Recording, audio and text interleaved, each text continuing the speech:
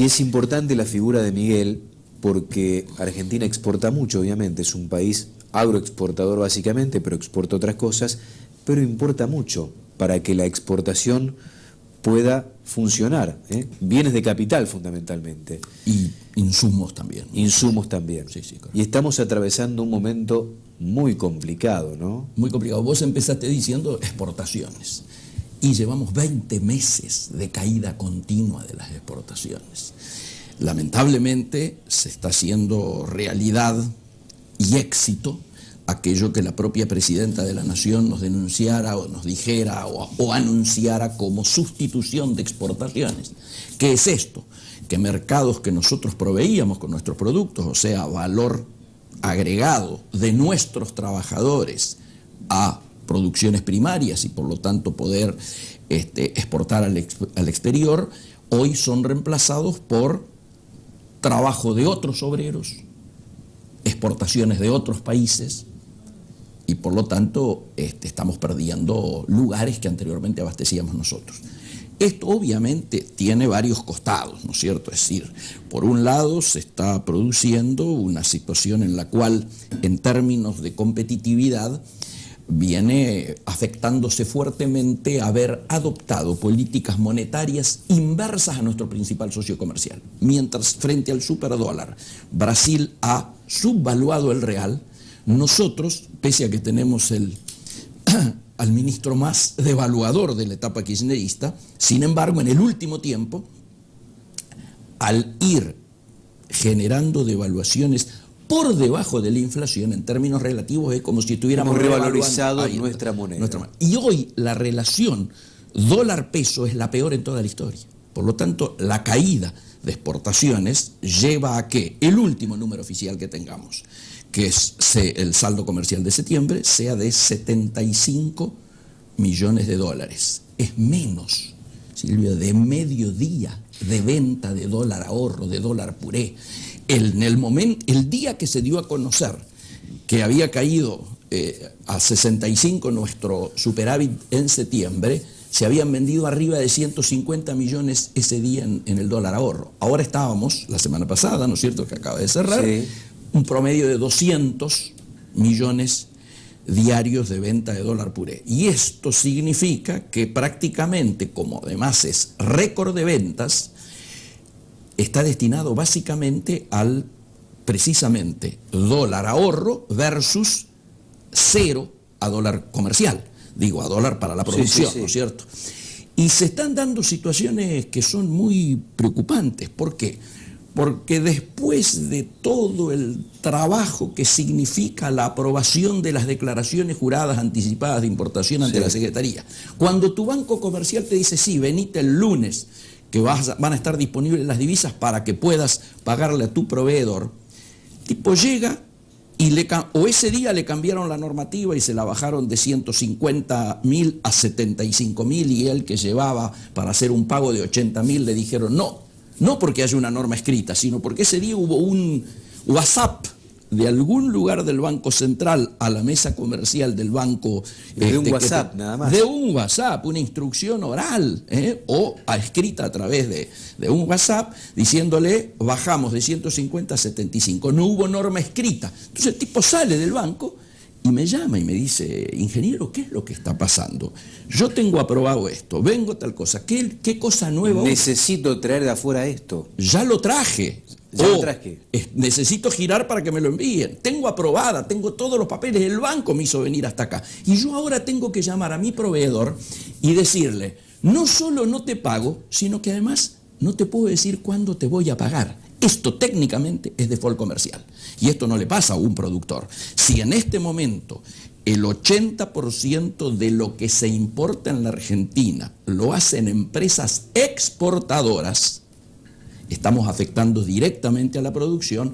No nos asombremos lo que acaba de decir Copal, ¿no es cierto?, la cámara que agrupa a los productores alimenticios, donde hace un recorrido de las producciones de todas las economías regionales y todas han caído alrededor de 50 o 60%. Sí, desde carne ovina hasta el arroz, pasando por frutas, la que quieras, olivas, lácteas, quesos, lo que el sector que mires ha caído un promedio de un 50, 40, 45, depende de lo que mires. Esto implica la pérdida de 700 millones solamente del tema de pérdida de exportaciones, solamente del tema alimenticio. Ahora me diste un título tremendo, porque esto sería título de tapa de cualquier diario a partir de mañana. Argentina está en default comercial. Absolutamente. Este es el título. ¿Esto es así. ¿Qué significa? ¿Qué bajada? Esto quiere decir que Argentina se quedó sin dólares, concretamente. Yo hace rato, vos sos testigo, lo vengo diciendo cada vez que te visito, los dólares necesarios para el funcionamiento de la economía real no están. Pero no de ahora, ya hace tiempo que vienen no estando. En Pero todo cada caso, vez peor. Absolutamente. A ver, esta administración de Banoli y Kicillof está entregando un banco central con menos reservas que las que la recibió Néstor Kirchner cuando nos dijo que estábamos en el infierno. Digo, hoy la evaluación que hay es que al final del mandato constitucional vamos a estar entre 3.000 y 5.000 millones en rojo. Y por lo tanto, esto tiene como ciertas explicaciones numéricas de por qué llegamos a eso.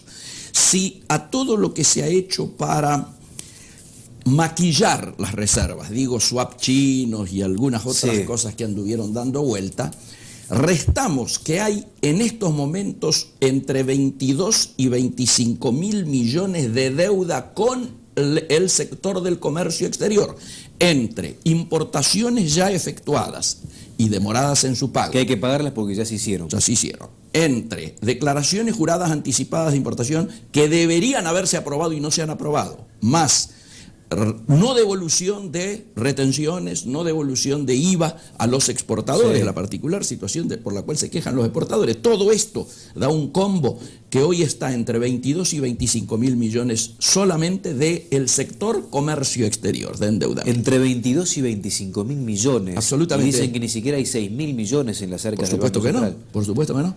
¿Y cómo se resuelve esto? Porque la pregunta es la siguiente, la obligada que tengo que hacer es cómo se resuelve, porque vamos a un cambio de gobierno. No se va a resolver con un cambio de nombre esto. Por supuesto que no, esto no se resuelve de un día para el otro. Acá hay que generar condiciones de confianza, retorno urgente al mundo en términos de los organismos y el financiamiento internacional que está disponible. Lógicamente, para eso hay que dar señales de confianza. Acá nos enredamos en el debate política de shock o política gradualista. No, hay políticas de shock para determinadas cosas que hay que hacerlas al día siguiente. Digo, el INDEC, las estadísticas tienen que ser al día siguiente. Y hay otras que en todo caso habrá que pensarlas en términos graduales. Quitar retenciones, sí, ya, a todo, y habrá que ver. Por ejemplo, a la soja total, y muchos dicen que no se puede, pero parcial sí. Reducción a todo lo demás. Las economías regionales no pueden estar con retenciones en estos momentos. Y obviamente plantearse que en algún momento todo deberá estar sin trabas, todo deberá estar sin retenciones, como objetivo. El tema es que eso sí, seguramente vamos a tener que hacerlo en el tiempo. Tema de evaluación, obviamente. Acá nadie es alegre en tener que estar hablando de esta palabrita, pero nosotros no podemos seguirle diciendo a los productores que compren sus insumos a 14, 15 o 16 pesos, ¿no es cierto?, por dólar, y los vendan a menos de 8, porque entre las retenciones terminan. Digo, esto se acaba, esa situación así no puede darse. No se puede seguir con brechas del 70%. Las brechas del 70% están generando que no se puede elaborar ninguna política de reposición. Un productor agropecuario que tiene una cosechadora o que vende cosechadoras, los amigos que están tan preocupados en este momento de la industria de las máquinas agrícolas. ¿A cuánto valorizan? Traen una pieza, tienen brecha del 70%. ¿A cuánto venden esa cosechadora si no saben si la pieza con la que le están armando la van a poder reponer, a qué valor? Entonces, el que vende producto terminado, ni hablemos. ¿Esto qué genera? Y esto genera una situación inflacionaria, ¿no es cierto? Porque todo esto, esta incertidumbre se traslada a precios si estás vendiendo en el mercado local y también en pérdida de competitividad. Si vos estás exportando y pones este valor, lo haces reflejar para cubrirte porque pensás que va a venir una devaluación, entonces es lógico que vas a estar perdiendo mercado. A esto se agregan nuevas pérdidas de competitividad. ¿Por qué? Porque con el cepo que se ha producido, ¿no es cierto?, a las divisas, ¿qué hace la gente cuando le ocurren situaciones como las que yo te relataba en el banco? Sale del banco y además de llamar a su proveedor y decirle lo que le dice, llama a un abogado. Y entonces, ¿qué hace? Recurso de amparo. Y el recurso de amparo hay que pagarlo. Más inflación, más pérdida de competitividad. ¿Esto está ocurriendo? Esto está ocurriendo. En este momento yo te diría entre el 50 y el 60% de los despachos que se liberan en aduana se hacen bajo recurso de amparo. Ha crecido de un 6 o 7 que hace 2 o 3 meses atrás. Pero también, ¿qué otra cosa ha crecido y nos sigue quitando competitividad? Como no conseguís el dólar en el MULC, el mercado único libre de cambio dólar oficial, lo vas a buscar al informal. Lo vas a buscar al contado con liqui. Que además, luego de las PASO, hubo una resolución judicial, ¿no es cierto?, de la Corte Suprema, reconociendo la legalidad, que estaba en duda, de si un importador vinculado a la producción, diríamos, no consigue que le concedan el dólar oficial en el MULC, está autorizado y es correcto que vaya y lo busque en el contado con liqui. Y entonces pagamos un 60 o 70 o un 55 o 60% más. Esto nos sigue quitando competitividad y sigue generando inflación. Y encareciendo lo que produce, en definitiva. Absolutamente, encareciendo lo que produce en definitiva. Por eso digo quitándonos competitividad, porque si la mayoría de lo que entra al país, en términos de insumos, está destinado a la exportación, vos eso lo reflejás en tus valores y perdés mercados. Al perder mercados, ¿qué ocurre? Baja tu nivel de actividad. Y al bajar tu nivel de actividad, ¿qué pasa? Pega directamente en la mano de obra. Lo que está ocurriendo en este momento en Córdoba es patético.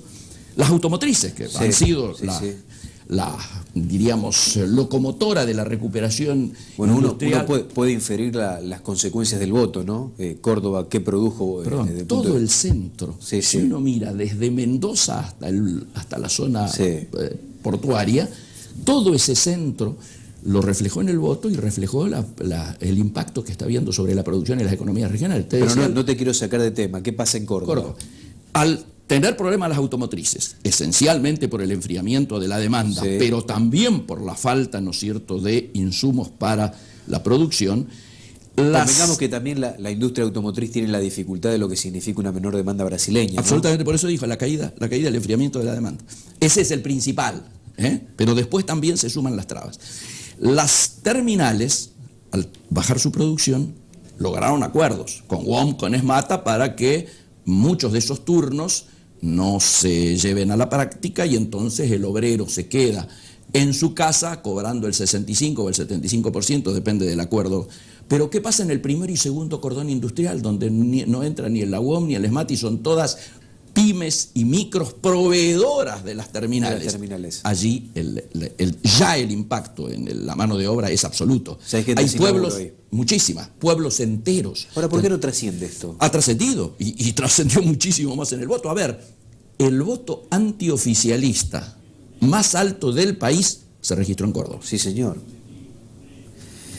Te hago la última. Se dice que cuando el Estado interviene, como ha intervenido en estos últimos años, de mala forma, en este caso con las de JAI y demás, aparece la corrupción. Y hay denuncias de que hay corrupción para obtener las de JAI, porque si no te quedas fuera de posibilidad. ¿Esto te llegó a tus oídos? No llegó a los oídos, más que a los oídos, a la vista de todos, porque hubo un portal que el miércoles de la semana pasada, el miércoles anterior, publicó una denuncia de que luego de las elecciones, en la Secretaría, entre comillas, la Cámpora, decía el título, había montado un sistema de venta de aprobación de declaraciones juradas cobrando un 15%. Está directamente en, vamos a decir, el portal La Política Online. Sí. A partir de ahí, ¿qué ocurrió? Lo primero que ocurrió es que, bueno, lógicamente las autoridades de la Cámara de Un Importadores... querido amigo a quien le mando un saludo grande, a Nacho Fidanza. Que es Nacho, ahí está, bueno, es el titular sí, de eso. Sí, ¿no sí, cierto? sí. Él, yo no lo conozco, pero digo, fue muy comentada esta denuncia, esta investigación que han hecho ellos. En el mismo lugar donde hacen la denuncia, hacen un descargo que hace el secretario de la Cámara de Importadores diciendo que, por supuesto, él desconoce, etcétera y demás. Obviamente, si él conociera este dato, como cualquiera de nosotros, si lo conociera, estaría obligado a hacer la denuncia, ¿no es cierto? Obviamente. Pero más que nada un funcionario o un dirigente empresario, bueno. Pero al margen de eso, ¿cuál fue el resultado? Jueves y viernes de esa semana, y siguió esta, prácticamente no se aprobó ninguna declaración jurada, bajo la excusa de que o sea estaban que todo haciendo... el comercio está frenado. Absolutamente. Toda la importación.